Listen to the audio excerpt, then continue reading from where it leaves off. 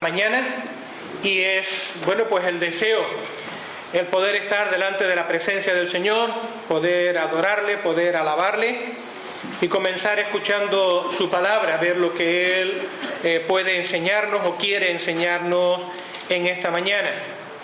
Vamos a tener en primer lugar una lectura en Marcos, en el Evangelio de Marcos, el capítulo 12, y vamos a leer los versos que van desde el 28 al 34. Marcos 12, 28 al 34. Después vamos a tener un momento de oración.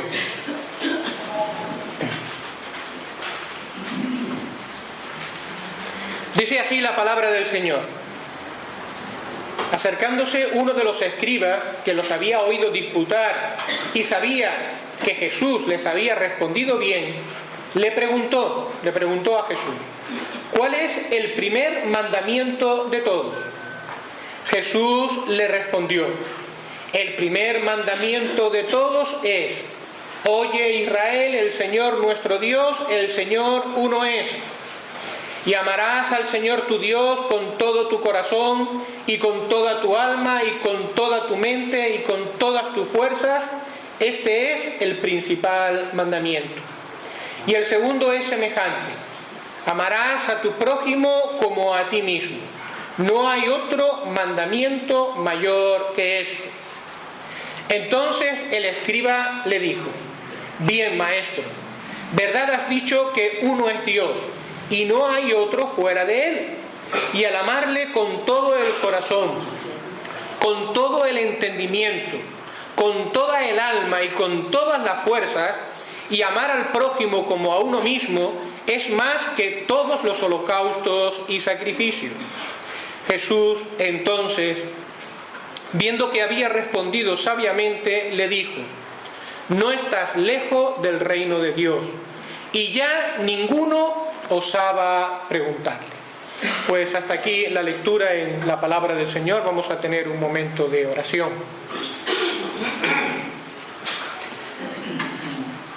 Agradecido, Señor, por este día que tú nos das en esta mañana, o esta mañana, Señor, que tú nos das dentro de este precioso día, con el propósito, la oportunidad de venir a reunirnos delante de ti, de poder escuchar tu palabra, de poder alabar tu nombre, engrandecerte. Y, Señor, es un privilegio que queremos considerar y agradecer delante de ti. Te pedimos, Señor, por tantos hermanos que en esta mañana todavía no se han incorporado o no pueden venir por enfermedad o alguna causa, que tú también, Señor, les conforte, les consuele, que traigas sus pasos. Y gracias, Señor, por cada uno de los presentes. Señor, ayuda para que nuestra mente y nuestro corazón, nuestro entendimiento esté centrado en tu palabra, de manera que tu Espíritu pueda hablarnos con sencillez y con claridad. Todas estas cosas te las pedimos, Señor, en el nombre de Jesús. Amén.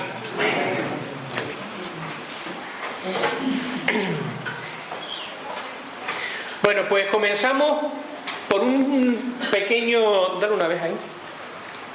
Por un pequeño repaso que nos sirve para colocarnos en situación, es decir, saber en qué punto estamos. Estamos viendo lo que fue la semana de pasión o la última semana del Señor Jesucristo, narrada según el evangelista Marcos. Hemos visto el domingo, hemos visto el lunes y ahora estamos con el martes. El martes fue un día muy intenso en esa semana del Señor Jesucristo. Aquí en negrita está resumida una de las actividades de este día, que fueron las controversias que tuvo Jesús con los judíos, que fueron muchas. Marcos recoge algunas. Nosotros ya hemos visto aquí en este paréntesis algunas de estas controversias que Jesús tuvo, y hoy nos toca esta. ¿Cuál es el primer mandamiento? Una pregunta que primeramente los fariseos pues hacen al Señor Jesucristo. Pero vamos a entrar ahora en detalle al respecto. Vamos a ir de nuevo a nuestra lectura de Marcos capítulo 12 y vamos a ver qué dice el verso 28. Dice que acercándose uno de los escribas que le había oído disputar, es porque en el párrafo anterior Jesús ha tenido un encuentro con los saduceos y ha tratado la cuestión de la resurrección y le ha dicho de una manera muy clara: vosotros estáis errados. ¿Por qué? Pues porque la resurrección y como consecuencia bien el juicio o bien la vida eterna es algo real, verdadero, que debe de ser predicado y debe de ser conocido por todos los hombres. Así que a aquellos hombres que negaban la resurrección les digo: erráis con estas cosas, estáis errando mucho. Bueno, pues ahora dice: acercándose uno de los escribas que los había oído disputar a Jesús con los saduceos y que sabía que les había respondido bien, le preguntó: ¿cuál es el primer mandamiento de todos? Bueno, pues en primer lugar tenemos que decir que esta escena, a ver, dale un toque ahí, esta escena que acabamos de leer se repite tanto en Mateo como en Marcos. Lucas no contiene esta escena. Pero también hay que decir que hay una diferencia entre la manera en que lo relata Mateo y la manera en que lo relata el evangelista Marcos. Mateo se fija especialmente en los fariseos, en el grupo de los fariseos. Los fariseos ven de nuevo una oportunidad para intentar poner en una situación estrecha al Señor Jesucristo. Quieren ver si le pueden coger en algún fallo. Pero Marcos se fija en uno de los personajes. Marcos se fija en el escriba. Y sin duda este escriba era uno de los fariseos y posiblemente estaba comisionado por los fariseos para acercarse al Señor y hacerles la pregunta. Pero ¿qué ocurre? Que a diferencia de sus compañeros, este fariseo que había sido testigo de la controversia de Jesús con los saduceos estaba profundamente impresionado por la respuesta de Jesús. Profundamente impresionado por la respuesta de Jesús.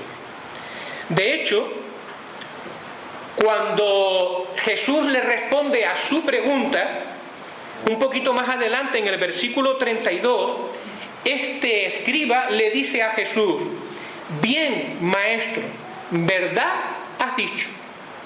Y Jesús, a lo que acaba de decir el escriba, vuelve a decirle: no estás lejos del reino de Dios. Es decir, no estamos en una situación de peloteo, ¿vale? Tú me dices y yo te dice a ver quién se agrada más a los dos.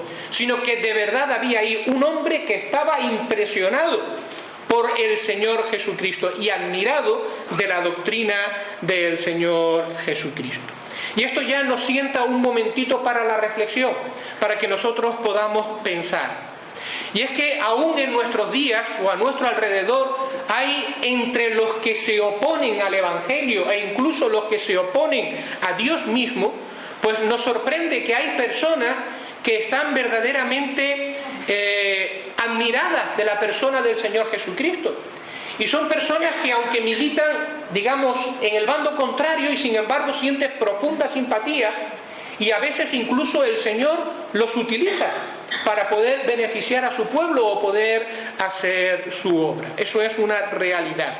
Y sin embargo, a pesar de admirar al Señor, a pesar de sentirse tan identificados, y sin embargo no llegan a identificarse plenamente con el Señor Jesucristo y no deciden entregar su vida al Señor. Y entonces en este caso es importante recordar aquí este juego de palabras que tiene mucha verdad. Estar cerca no es lo mismo que estar dentro.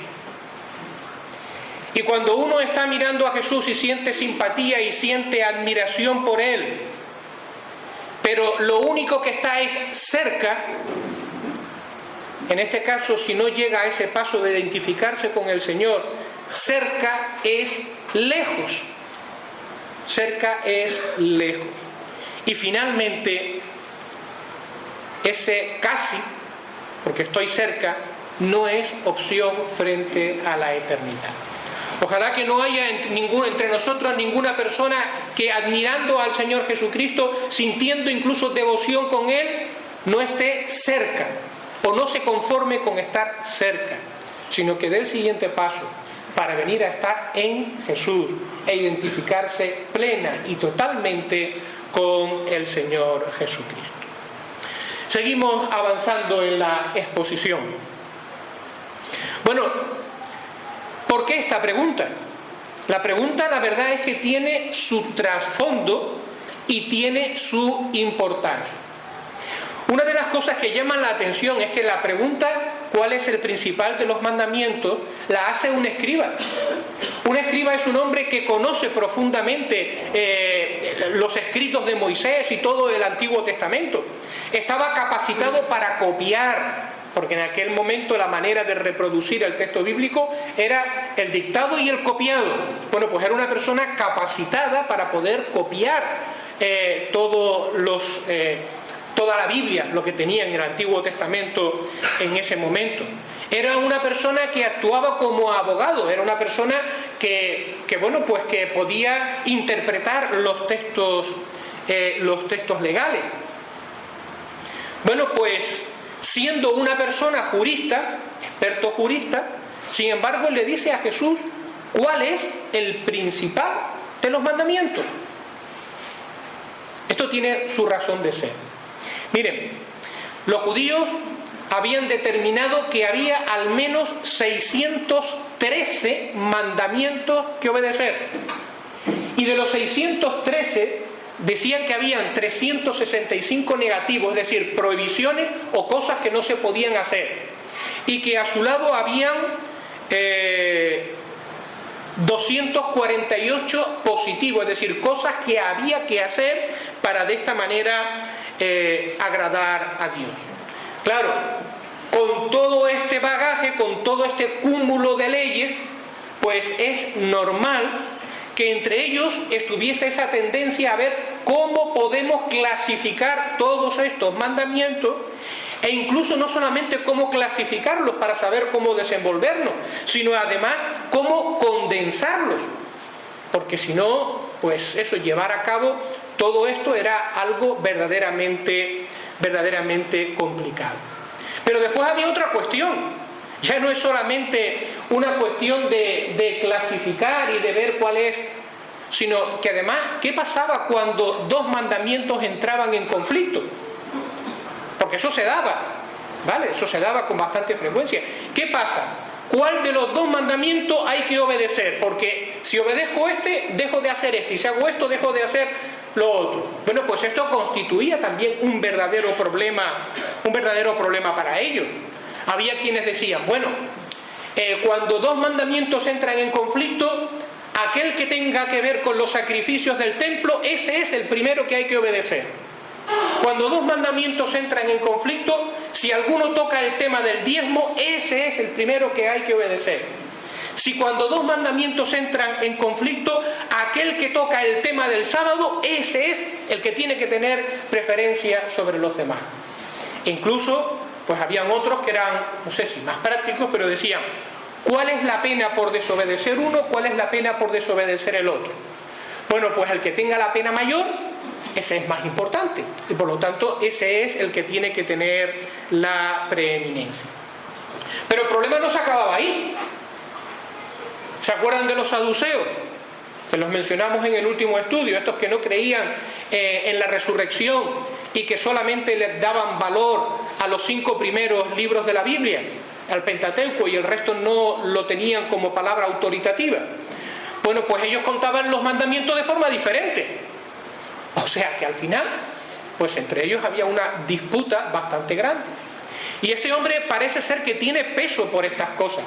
Y no hay ninguna razón para pensar que, a diferencia de sus compañeros que querían tenderle una trampa a Jesús, a ver si decía algo por lo cual después pudieran ir a por él tenía un deseo sincero de conocer y de saber y de poder escudriñar la voluntad de Dios.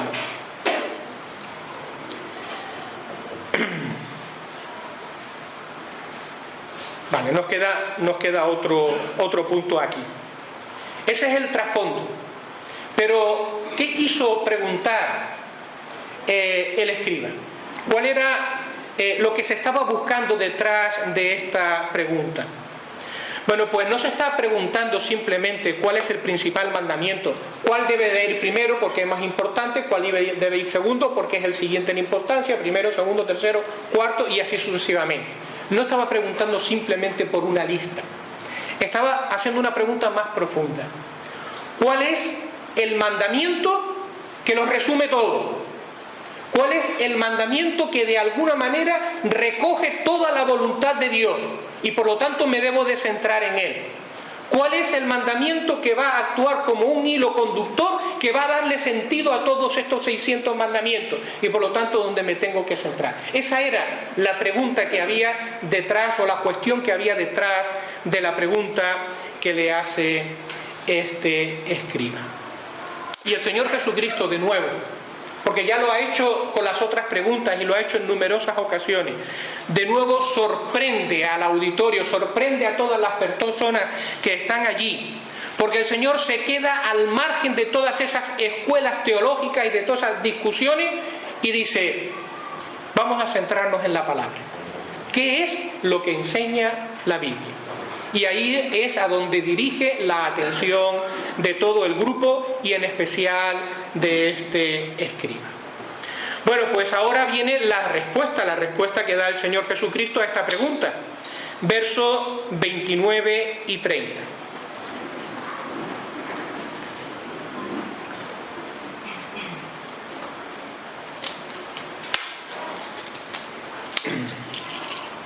Versos 29 y 30.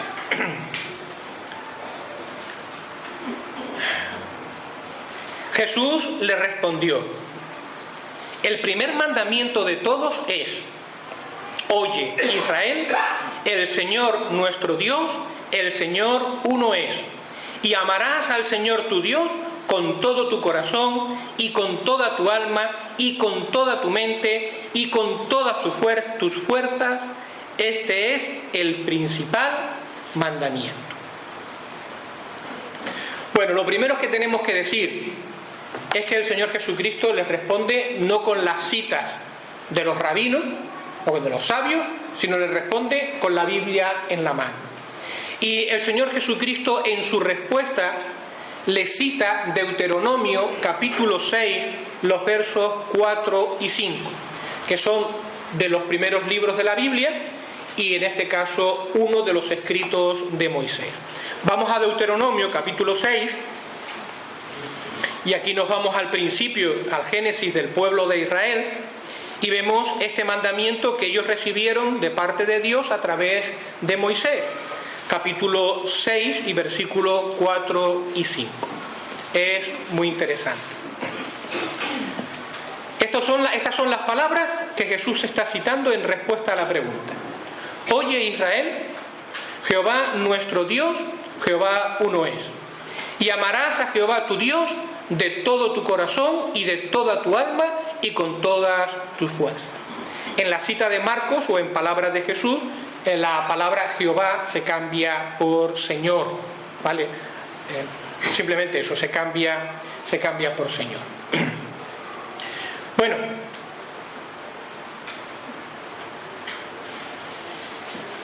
cuando el Señor Jesucristo responde a los fariseos, lo hace con unos versículos que ellos conocían perfectamente, porque los repetían hasta 2 veces o como mínimo 2 veces al día.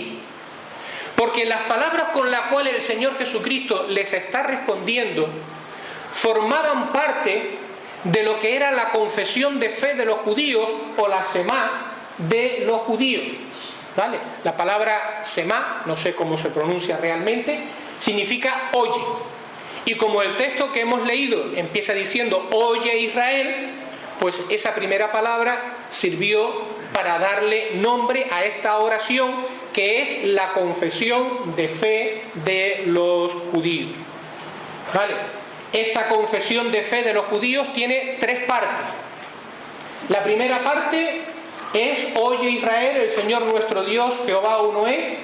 Amarás al Señor tu Dios de todo tu corazón, de toda tu alma y con todas tus fuerzas. Esto es hasta el versículo 5, pero continúa hasta el versículo 9, ¿vale? Después esta confesión o esta oración tenía una segunda y una tercera parte que consistía en recitar Deuteronomio capítulo 11 y Números capítulo 15. ¿Vale? Lo hacían por la mañana y lo hacían por la tarde. Por lo tanto, las palabras que el Señor Jesucristo está utilizando para responder, las conocían perfectamente porque estaban en su boca todos los días y al menos 2 veces. Sin embargo, hay un detalle curioso, ¿vale? Hay un detalle curioso. Cuando nosotros vamos al texto paralelo en Mateo, que nos cuenta lo mismo, a la pregunta, ¿cuál es el principal de los mandamientos? El Señor Jesucristo responde directamente con: amarás al Señor tu Dios con todo tu corazón, con toda tu alma, etcétera, etcétera. Así responde directamente: amarás al Señor tu Dios. Sin embargo, Marcos hace algo que Mateo no hace, y es que añade la primera parte de la respuesta de Jesús. Entonces Jesús no fue directamente al mandamiento: amarás al Señor, sino que empezó con estas palabras. La respuesta de Jesús empieza así. Antes del mandamiento Jesús dijo: oye Israel, el Señor nuestro Dios, el Señor uno es. Entonces la pregunta que viene a nuestra mente es: ¿por qué Marcos quiso resaltar estas primeras palabras, esta frase tan hermosa? Mateo no lo hizo, se fue directo a la respuesta. ¿Por qué Marcos sí? ¿Por qué Marcos lo quiso? A ver, evidentemente la razón última no la sabemos. Lo que sí sabemos es que desde luego el Espíritu Santo, Dios mismo, guió a Marcos para que en este contexto fuese importante que también recordara estas palabras del Señor. Pero hay algo muy interesante, y es que posiblemente Marcos tiene en su mente el contexto pagano al cual va dirigido este evangelio, a los cristianos que se reunían primeramente en Roma y en los sitios de alrededor. Y esto era un lugar muy interesante, porque Roma era la capital del imperio. Roma era el lugar donde pugnaban por florecer los dioses antiguos heredados de los padres y los dioses nuevos de nuevas religiones que desde otros lugares del imperio pues querían establecerse. Y entonces estaban en Roma y estaban pugnando por ver cuál de todos estos dioses de alguna manera conseguía supremacía o se daba a conocer o conseguía un buen número de adeptos. Pero es que además en Roma, aparte de esta lucha de dioses o de esta proliferación de dioses que había, en Roma también había alguien que decía que era divino y que le exigía a todos sus súbditos que le ofreciesen sacrificios como si fuese un dios. ¿Saben a quién nos estamos refiriendo, verdad? Estamos hablando del emperador romano. Él exigía divinidad y sacrificios como a un dios a todos sus súbditos. Así que parece muy oportuno que Marcos haga este énfasis en la respuesta del Señor Jesucristo. ¿Por qué? Bueno, pues porque de la misma manera que el pueblo de Israel en el desierto, cuando Dios le dio este mandamiento, habiendo salido de Egipto, el lugar politeísta, para entrar en Canaán, una tierra también llena de ídolos, el Señor Jesucristo les dijo que ellos tenían que aprender que Jehová o que el Señor es uno. Es decir, ninguno de los dioses ni de Egipto ni tampoco de la tierra de Canaán podían llevar su nombre, porque ninguno de esos dioses era el creador de todas las cosas, y ninguno de esos que proclamaban o decían ser dioses se había comprometido con el pueblo de Israel para cuidarlos y para proveer de todas sus necesidades. Por lo tanto, tanto los dioses de Egipto que quedaron atrás como los dioses de esta nueva tierra, todos eran dioses falsos. Solamente uno era Dios verdadero, que era el Señor, y a Él tenían que adorar. Y de la misma manera estos creyentes que estaban en este caso en Roma o dispersos por el imperio romano, un imperio profundamente pagano, tenían que aprender que a pesar de la presión de tantos llamados dioses por querer ser los proveedores y los cuidadores de los ciudadanos, los cristianos solamente tenemos un Dios único y verdadero, que es efectivamente el que ha creado todas las cosas y por lo tanto ya hace falsos a todos los demás dioses, y que solamente Él cuida de su pueblo y que Él solamente provee para las necesidades de su pueblo y que solamente Él mantiene a su pueblo. Y delante de Él, el único Dios verdadero, llegará el día en que todos los hombres tendrán que doblar sus rodillas y delante de Él todos los hombres tendrán que rendir cuentas. Esto era algo importante que los creyentes tenían que recordar. Podemos leer Hechos capítulo 17. Hechos capítulo 17.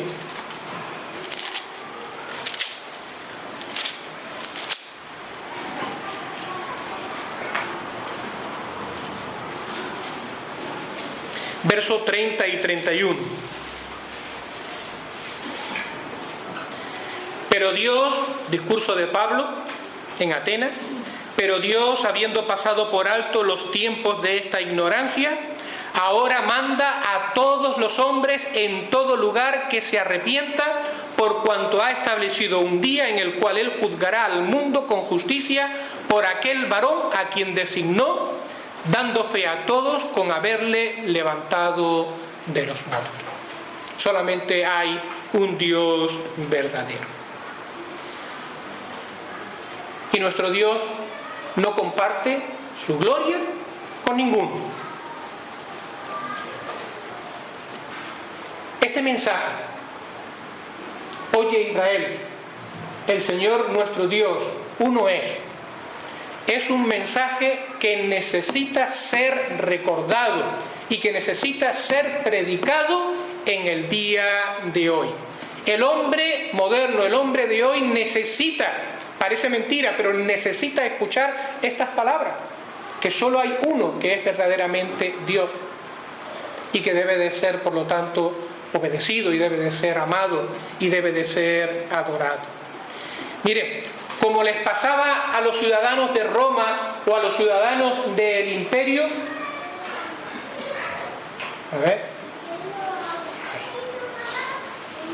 y aquí, como les pasaba a todos estos ciudadanos, vivimos en un mundo donde hay muchísimos ídolos,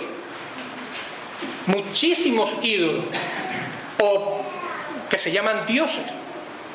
Y hay millones de personas que se inclinan ante ellos. Nosotros solamente tenemos la noción de nuestra Europa y América y el contexto más o menos donde nos movemos, pero ¿sabe cuántos cientos de millones de habitantes tiene la India? ¿Y a quienes adoran en su mayoría los indios? ¿Y lo hacen de manera sincera? ¿Y cuántos dioses se siguen adorando en África? ¿Y cuántos dioses se siguen adorando en América? A veces es sorprendente que tú entras en alguna casa aquí en nuestro país y te puedes encontrar con cualquiera de estas imágenes o más. Y aquí nos faltan pues todos los santos que tiene la Iglesia Católica, y que en la práctica, aunque la Iglesia Católica diga que no hay que adorarle, la gente los utiliza en sus casas como si fuesen diosesillos, también igual que los paganos. Con lo cual vemos de que alrededor nuestro hay una terrible cantidad de idolatría, de personas que tienen el corazón dividido entre multitud de dioses, y el Dios de los cristianos al final simplemente uno más, si es que puede tener alguna consideración. Pero ya no es solamente esto. Es que dentro de nuestra cultura, dentro de nuestra sociedad bien estructurada y moderna y instruida, pues resulta de que de aquellas cosas que nos han sido dadas como dones y como medios de bendición para hacer el bien en medio de nuestra sociedad, nosotros las hemos convertido también en dioses. Y estoy hablando de la ciencia. Y estoy hablando de la filosofía, que es la expresión de nuestra capacidad de pensar y nuestra capacidad de razonar. Y estoy hablando de la política como buen concepto en el sentido de lo que es la gobernanza y las relaciones entre las personas y entre los pueblos. El arte, expresando el potencial que tenemos cada uno de nosotros. El deporte. Pero ¿qué hemos hecho con estos dones de Dios? Con estas talentos que Dios ha dado o que ha repartido en medio de este mundo. Los hombres desprecian a Dios y los convierten en sus propios dioses. Y son las cosas que a muchas personas le dan sentido a su vida. Y son las cosas por las que viven muchas personas y se afanan. Y su vida no tiene más sentido que la filosofía o el arte o el deporte, y no miran a otra cosa. Han venido a ocupar el lugar principal en cada uno de sus corazones. Les rinden pleitesía, les rinden devoción. No hay más que ver a ciertas personas dentro de los grupos de fútbol o de los equipos de fútbol. El equipo es su vida. Y si el equipo le pasara algo, se suicida. Y lo mismo con los artistas. Y si a mi artista le pasa algo, mi vida pierde de repente sentido. Y pasa con diferentes áreas. Por lo tanto, es un mensaje actual. Es un mensaje que debemos de seguir proclamando. Tenemos que recordar que el hombre fue creado por Dios y para Dios. Como consecuencia, el alma del hombre nunca encontrará plena satisfacción hasta que no vuelva a encontrarse con su Creador. Lo demás son pastillas momentáneas o son sucedáneos que pueden o no pueden adormecer la necesidad del alma. Pero la plena satisfacción solamente la vamos a encontrar cuando nos encontremos nuevamente con Dios. Como alguien dijo, ese hueco en nuestro corazón en forma de Dios solamente lo puede completar Él.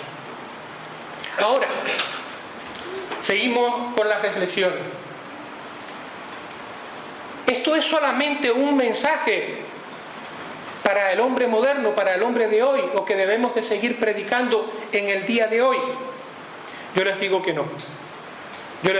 Tristemente no.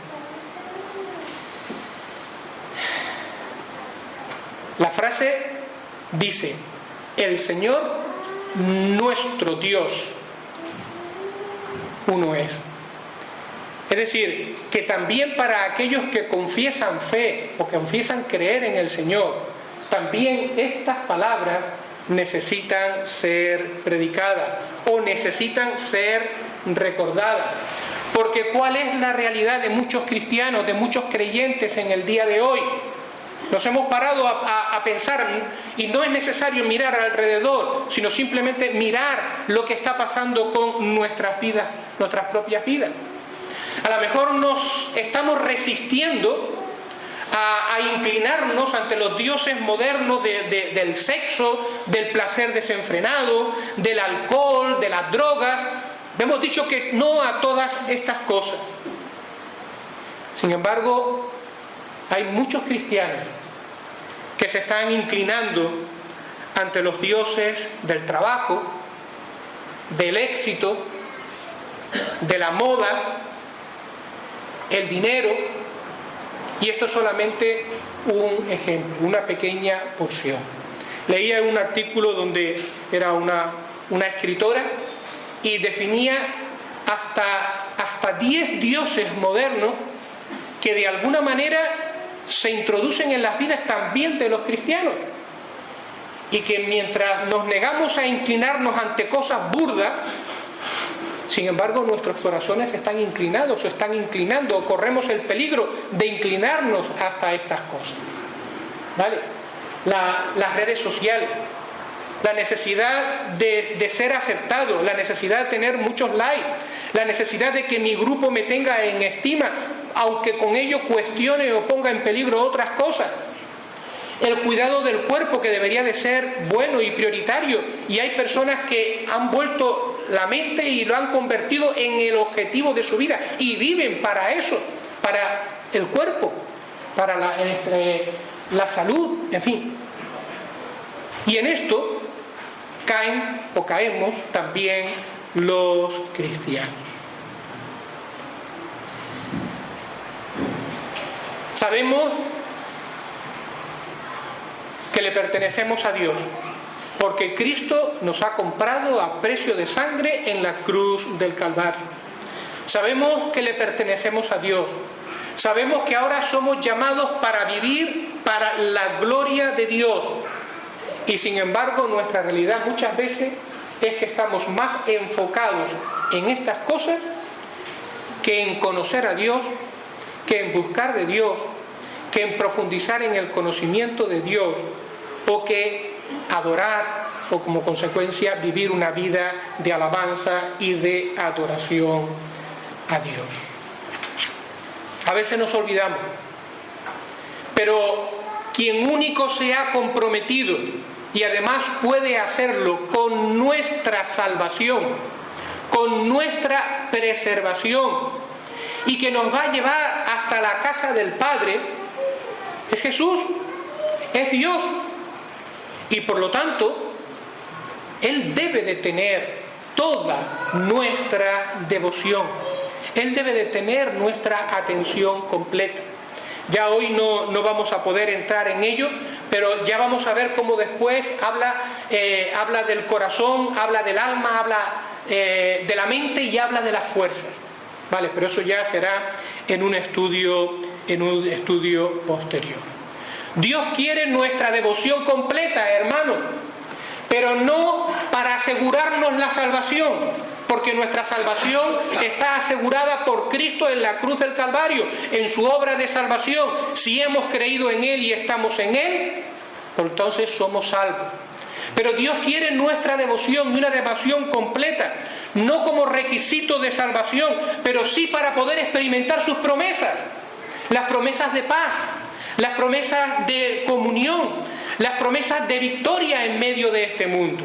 La vida cristiana no la vamos a poder desarrollar ni vivir en plenitud si nuestros corazones están divididos entre el mundo y los dioses de este mundo, y una devoción que deberíamos de procurar total, completa, hacia nuestro Salvador, el Señor Jesucristo, y como consecuencia a nuestro Dios. A veces sentimos eso de que, oye, es que Dios no cuida de mí, Dios no me bendice, Dios no sé qué, Dios... Pero bueno, a veces también es verdad, lo que estamos haciendo es jugando con uno y jugando con otro, y Dios quiere devoción absoluta para Él. Bueno, seguimos porque todavía no hemos pasado casi del versículo 29. Después de esta pequeña introducción, oye Israel, Oye Israel, el Señor nuestro Dios, el Señor uno es. Ahora sí, ahora el Señor pasa a responder directamente a la pregunta que ellos habían planteado. ¿Cuál es el principal de los mandamientos? Vamos a ver cómo responde el Señor. Y esto está en el versículo 30. Y amarás al Señor tu Dios con todo tu corazón y con toda tu alma y con toda tu mente y con todas tus fuerzas. Este es el principal mandamiento. Esta es la respuesta. Esta es la respuesta que ellos estaban buscando. Y llamamos la atención a esta frase. Este es el principal mandamiento. La palabra griega que está detrás de esta palabra principal es, el adjetivo es protos, ¿vale? Y ya sabemos los usos que tiene en nuestro idioma moderno, ¿verdad? Protos, de protos, el primero, es donde viene nuestra palabra protagonista. Y sabemos lo que es el protagonista. Es el personaje central alrededor del cual va a girar toda la historia o va a girar todo el argumento. Entonces el Señor Jesucristo le está dando respuesta. Este es el principal. Este es aquel que da sentido a todos los demás mandamientos. Aquel que debe de estar colocado en el centro. Y el mandamiento es este: amarás al Señor tu Dios con todo tu corazón y con toda tu alma y con todas tus fuerzas y con toda tu mente y con todas tus fuerzas. Y es que es lógico, Si solamente existe un Dios verdadero, si solamente existe un creador de todas las cosas, si solamente existe un Dios todopoderoso y por lo tanto un Salvador, Él debería reclamar toda nuestra atención. Él debería llenarlo todo en nuestras vidas. No está diciendo nada que sea extraño. Es completamente lógico y es completamente normal. Y esto lo desarrollaremos en un estudio posterior. Pero Él debería de ser lo más importante. Les comparto una pequeña ilustración. Vamos a imaginar por un momento que de repente se descubre vida extraterrestre. Pero no vida extraterrestre de moléculas o sino una vida inteligente y además de características similares a las nuestras. ¿Vale? De repente y están echando la final del Mundial donde está jugando España. ¿Ustedes saben lo que va a pasar? Ni final, ni película, ni nada. Todo el mundo de repente se paraliza y todos los telediarios y todos los periódicos sacan edición especial y de repente la gran noticia es que se ha descubierto vida inteligente semejante a la nuestra. Y de repente todos los programas de televisión, todos los libros, todas las revistas, ¿cómo influye esto a la vida en la Tierra? ¿Qué consecuencias va a tener para no sé qué? ¿Cómo son? Conozca. Y todo por un tiempo pues va a estar centrado, va a ocupar el primer lugar en la vida de todas las personas. Y esto es lo que yo le preguntaba a mis compañeros en el instituto y yo les decía, bueno, y entonces, si Dios existe, porque muchos de ellos decían que creían en Dios o que creían en algo, yo decía, bueno, pues si Dios existe, entonces esa es la noticia más maravillosa y más importante del mundo. Porque estamos hablando de que el Dios Todopoderoso existe. Por lo tanto, no debería de haber en nosotros un afán por conocer o tratar de relacionarnos con ese Dios Todopoderoso que existe. Bueno, pues Dios le habla a las personas, en este caso a los creyentes, y nos dice, amarás al Señor tu Dios con todo tu corazón y con toda tu alma y con toda tu mente y con todas tus fuerzas.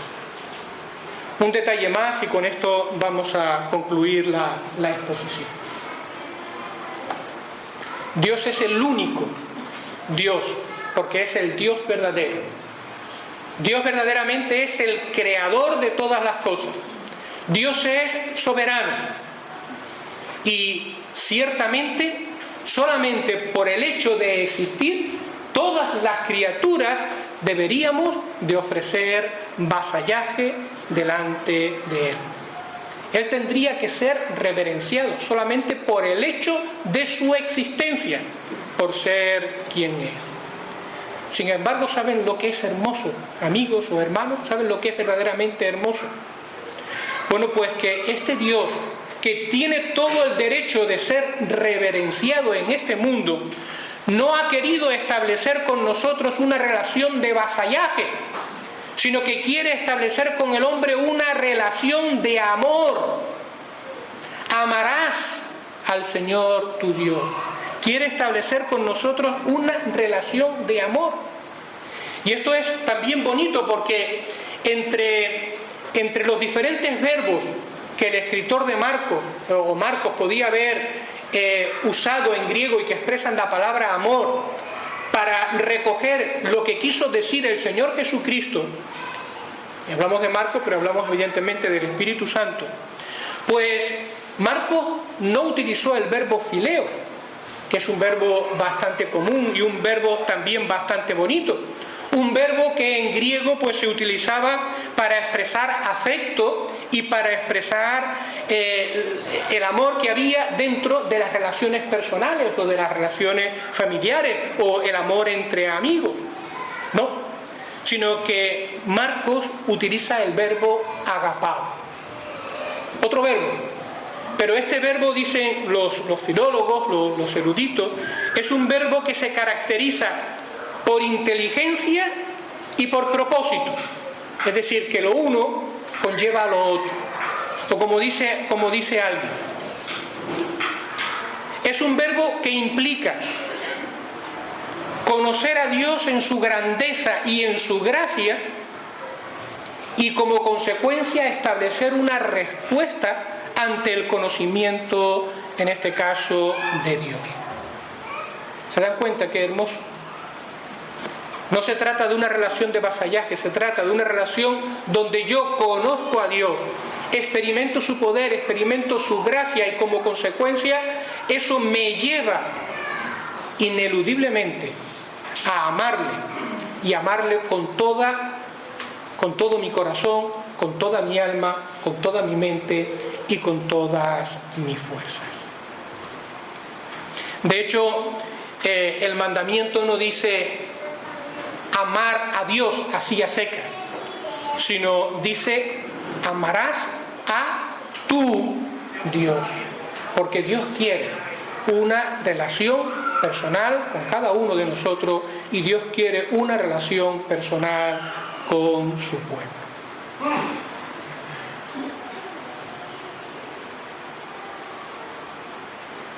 Terminamos. ¿Quién es capaz de esto? ¿Quién es capaz de esto? Bueno, pues como cristianos tenemos que tener claro de que este amor que Dios demanda de nosotros no es un amor que proviene del hombre, sino que es un amor que es el resultado de haber experimentado previamente en nosotros la gracia y el amor de Dios por medio de Jesucristo. Entonces sí, entonces estamos en condiciones de poder expresar nuestro amor sincero a Dios. Pero primeramente es necesario experimentar en nuestras vidas la gracia y el amor de Dios por medio de Jesucristo. Primera de Juan capítulo 4 y versículo 10. Primera de Juan capítulo 4 y el verso 10.